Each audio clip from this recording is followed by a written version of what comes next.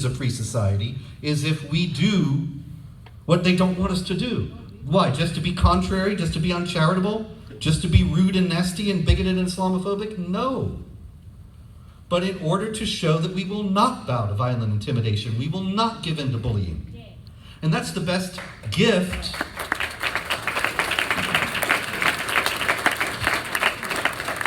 that is the best gift that we can give to our children and our grandchildren. If we give them the gift of a society where we bowed to intimidation, where we bowed to bullying, we're only going to get more intimidation and more bullying. Right. But if we show them we ain't going to stand for it, we will stand up. Like Stéphane Charbonnier, Charb, the editor at Charlie Hebdo, he said, I would rather die standing up than live on my knees. Then many of us will die standing up, and many of us will live standing up. Because the one thing that a bully can't take is when you stand up to him. And it folds away, but we have the courage to do that now. So Pamela Geller and I did a free speech event where we had a cartoon contest for the best cartoon of Muhammad. And we had an art exhibit of art of depicting Muhammad, many of it by Muslims, throughout the ages.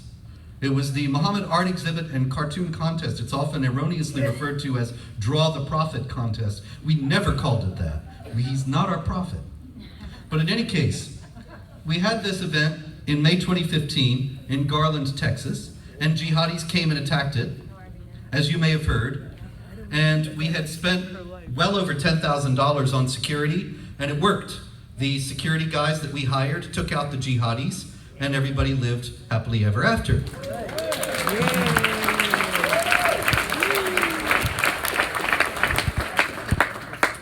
But wait, there's more.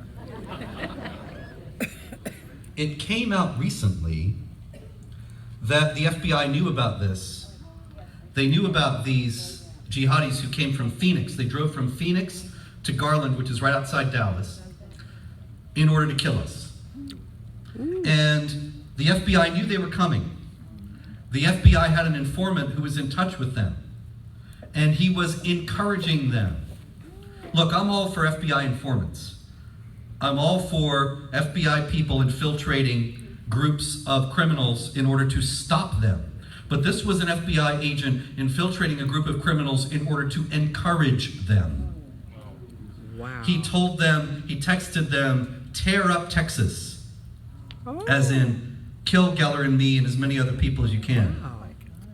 He, as it just recently was, even more recently was revealed, was in the car behind the jihadis as they approached the event.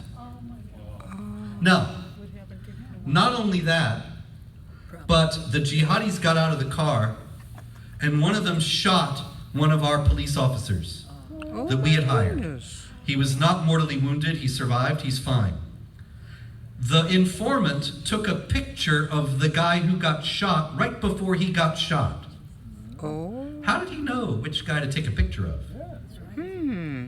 Unless he was in touch with the jihadis, right up to the minute. Goodness. Preset. The FBI knew that this attack was going to happen, and they had one guy there who was encouraging the attack to happen. The FBI knew that this attack was going to happen, and they didn't have 50 guys there ready to meet these people and stop them. They didn't have 100 SWAT team members there to take out the jihadis. We did have a SWAT team there, we hired them. They wanted us dead. Oh my goodness. There's no other conclusion. You can say, well, Spencer, you're crazy. Why would the FBI? The FBI is here to protect Americans. Yeah, sure. Not always. Now, that was true, but now it's full of swamp creatures and Leninists. That's true. That's true. And look, Barack Obama, what did he say? Right after the Benghazi massacre, which he blamed falsely on a video of Muhammad, that is, implicitly blaming our freedom of speech. And saying, if we just shut up and stop criticizing Muhammad, this kind of thing won't happen, see? And what did he say? He went to the UN and he said, the future must not belong to those who slander the Prophet of Islam. Mm-hmm. In other words, the future does not belong to the First Amendment. The future does not belong to the freedom of speech, which is the foundation and indispensable aspect of a free society. The The future instead belongs to those who are quiet and go along and don't dare to criticize the Prophet of Islam for fear of getting killed or accused of Islamophobia, or both. I say both because if they do get me one day, you know the New York Times will say, well, he had it coming. He insulted the Prophet. They wanted us dead so that they could say, look, see what happens when you slander the Prophet of Islam? See what happens? We have to be more careful and respectful. We have to respect the noble religion of Islam.